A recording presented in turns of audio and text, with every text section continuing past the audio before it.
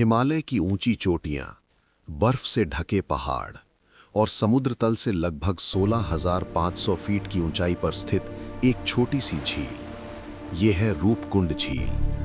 पहली नजर में ये जगह बेहद खूबसूरत लगती है, लेकिन इस झील के किनारों पर बिखरे पड़े हैं सैकड़ों इंसानी कंकाल। हाँ, मानव कंकाल, खोपड़ियां, हड्डियां और पुराने समय के अवशेष। इस जगह को आज दुनिया स्केलेटन लेक के नाम से जानती है, लेकिन सवाल आज भी वही है, इतनी ऊंचाई पर इतने सारे लोग मरे कैसे? और सबसे बड़ा सवाल, ये लोग थे कौन? रहस्य की पहली खोज। साल 1942, ब्रिटिश राज का समय। एक ब्रिटिश फॉरेस्ट गार्ड हिमालय के इस इलाके में गश्त कर रहा था। तभी उसकी नजर पड़ी एक अजीब दृश्य पर। झील के आसपास हर तरफ मानव कंकाल पड़े थे। पहले उसे लगा शायद ये किसी युद्ध के सैनिकों के अवशेष हैं, क्योंकि उस समय दूसरा विश्व युद्ध चल रहा था। ब्रिटिश अधिकारियों को शक हुआ कि कहीं ये जापानी सैनिक तो नहीं। लेकिन जब जांच शुरू हुई तो सच्चाई कुछ और ही निकली, और ये रहस्य और गहरा हो गया। कंकालों की संख्या। समय के साथ शोधकर्ताओं ने इस जगह का अध्ययन किया और उन्होंने पाया कि यहाँ 200 से ज्यादा मानव कंकाल मौजूद हैं। कुछ कंकाल झील के अंदर, कुछ किनारों पर और कुछ आसपास के पत्थरों के बीच। इतनी ऊंचाई पर इतनी बड़ी संख्या में लोगों का मरना इतिहास में बेहद असामान्य घटना थी। लेकिन असली हैरानी अभी बाकी थी। अजीब चोटें। जब वैज्ञानिकों ने इन कंकालों की जांच की तो उन्हें एक अजीब बात पता चली। कई खोपड़ियों पर गोल और गहरे घाव थे, ऐसे घाव जैसे किसी भारी चीज ने ऊपर से आकर चोट मारी हो। लेकिन इन घावों के निशान शरीर के दूसरे हिस्सों पर नहीं थे, सिर्फ सिर पर, जैसे कुछ ऊपर से गिरा हो और सीधे सिर पर लगा हो। क्या हुआ था उस दिन?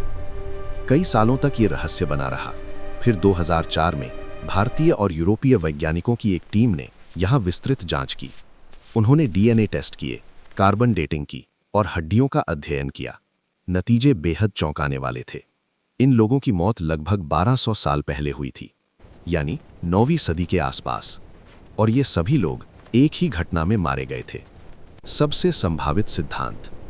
वैज्ञानिकों ने इन घावों का अध्ययन किया और उन्हें जो निष्कर्ष मिला वो बेहद खौफनाक था। उनका मानना था कि इन लोगों की मौत किसी युद्ध से नहीं हुई, बल्कि एक भयानक ओलावृष्टि से हुई। लेकिन ये कोई सामान्य ओले नहीं थे। ये ओले थे क्रिकेट बॉल के आकार के। सोचिए, हिमालय की ऊंचाई पर फंसे लोग, अचानक आसमान से गिरते विशाल ओले, और चारों तरफ कोई छिपने की जगह नहीं। हर ओला सीधे सिर पर लग रहा था, और कुछ ही मिनटों में पूरा समूह खत्म हो गया। लेकिन ये लोग थे कौन? ये सवाल अभी भी बाकी था। डीएनए जांच से पता चला कि इन लोगों में कुछ स्थानीय भारतीय थे, लेकिन कुछ लोग दक्षिण पूर्व एशिया और भूमध्य सागरीय क्षेत्र से भी थे। ये बात वैज्ञानिकों को हैरान कर गई। इतनी अलग अलग जगहों के लोग हिमालय के इस दुर्गम इलाके में एक साथ क्या कर रहे थे? एक पुरानी परंपरा। उत्तराखंड में एक धार्मिक यात्रा होती है, नंदा देवी राजजात यात्रा। ये यात्रा कई दिनों तक चलती है और तीर्थयात्री हिमालय के ऊंचे रास्तों से गुजरते हैं। कुछ इतिहासकार मानते हैं कि ये कंकाल शायद उन्हीं तीर्थयात्रियों के हैं जो इस यात्रा के दौरान अचानक आए तूफान में फंस गए। आज का रूपकुंड। आज रूपकुंड झील एक लोकप्रिय ट्रैकिंग डेस्टिनेशन है। हर साल कई ट्रैकर्स यहां आते हैं। लेकिन जब बर्फ पिघलती है तो झील के आसपास आज भी मानव हड्डियां दिखाई देती हैं। ये दृश्य किसी को भी सन्न कर देने के लिए काफी है। कल्पना कीजिए, एक खूबसूरत हिमालयी झील और उसके चारों तरफ सैकड़ों कंकाल। रहस्य जो अभी भी बाकी है। वैज्ञानिकों ने इस घटना के कई पहलुओं को समझ लिया है, लेकिन कुछ सवाल आज भी बाकी है। इतने अलग अलग देशों के लोग एक साथ यहाँ क्यों थे? क्या यह सिर्फ एक तीर्थ यात्रा थी, या इसके पीछे कोई और कहानी छिपी है?